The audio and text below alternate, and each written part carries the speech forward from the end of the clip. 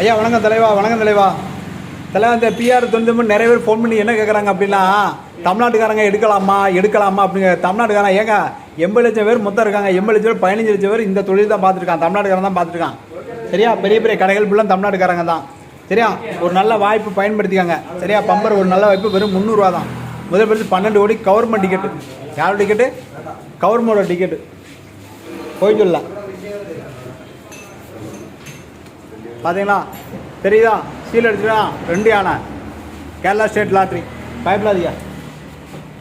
சரியா? ஒரு நல்ல வாய்ப்பு. இப்போ தான் வந்தோம், காலையிலேருந்து டீ குடிக்க வந்தோம்.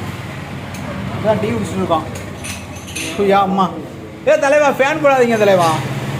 ஃபேன் போட்டால் வேகத்து புத்து ஒளிரும், டிக்கெட் ஃபுல்லாக பறக்கும். சொகுசு வாழ்க்கையாக இருக்கணும். சரிங்களா? பக்கத்தில் மாமா வணக்கம்.